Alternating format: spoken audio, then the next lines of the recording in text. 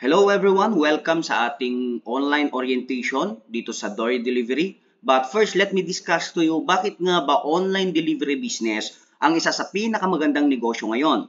So unang-una, meron tayong tinatawag na proof of concept. Kung dyan sa lugar ninyo, may mga delivery services dyan like Foodpanda, GrabFood, o di kaya yung mga nag-personal errand like yung mga tatawagan ninyo na mga riders and then sila na magkikater ng inyong mga orders. So there is a proof of concept.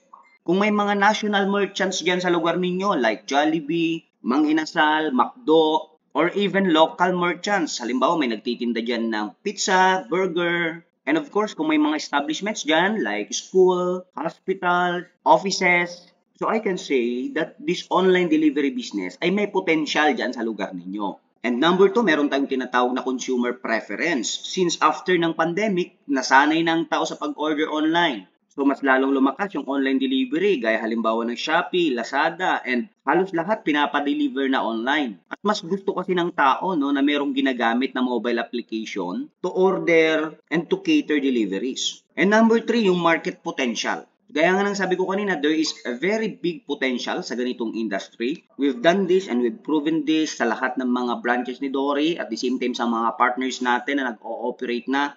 So there is really a market potential kasi majority naman siguro ng tao dyan sa lugar ninyo meron ng Android phone, meron ng cellphone no, na pwede mag-install ng mobile application at the same time may access sa mga internet. So there is really a market potential. And of course, low operating cost ang pagtatayo ng isang online delivery business. Bakit? Hindi mo na kailangan kasi ng brick and mortar store. Hindi mo kailangan magpatayo ng physical store para ipakilala na meron kang delivery services. So ibig sabihin, pagka mababa ang operating cost mo, mas mabilis ang ROI at the same time, mas malaki ang pwede mong kitain. Now, let's talk about Dory Delivery. Sino nga ba si Dory? Si Dory ay isang company na nakafocus no, sa domestic logistics na tinatawag o di kaya yung day-to-day delivery. Meron tayong mobile application sa iOS and Android no, na pwedeng i-download ng mga customers natin, merchants natin, and riders natin. And we cater food delivery. Mapa-national merchants man yan o mapa-local merchants man yan,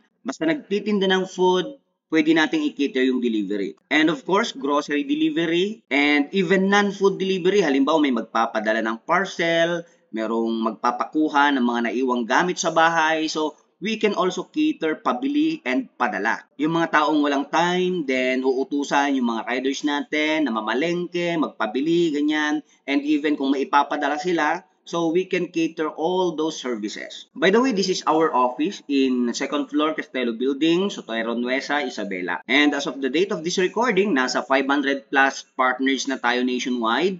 And dahil may mga partners tayo no, na kumukuha ng mga multiple cities, nasa 750 plus na yung mga municipalities and cities na pwedeng i-cater ni Dory Delivery. Now, this is our legalities in SEC, Securities and Exchange Commission. We have also 2303 for BIR, and then yung Certificate of Incorporation natin. By the way, no, we operate under the name of Dory PH Inc.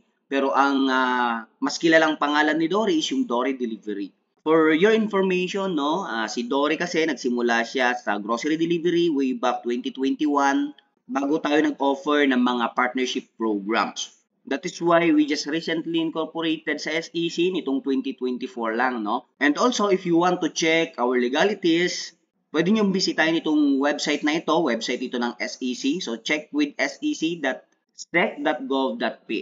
By the way, ito yung customer application natin na available sa App Store and Play Store. As you can see, no, meron tayong food delivery dito, meron tayong shopping and retail, meron tayong pabili-padala, and meron din tayong rider application sa lahat ng mga riders mo. Dito sila pwede mag-accept ng bookings and mag-monitor ng mga deliveries. And yung merchant app, ito naman yung gagamitin ng mga merchants dyan sa lugar ninyo nang sa ganon, makapag-upload sila ng mga photos and menus ng kanilang mga produkto. At ikaw, bilang city operator, bilang partner namin, magkakaroon ka rin ng tinatawag nating dashboard. Ito na yung full system kung saan pwede mong magamit and of course tutulungan ka rin at tuturuan ng ating account handler sa lahat ng functionalities ng platform na ito.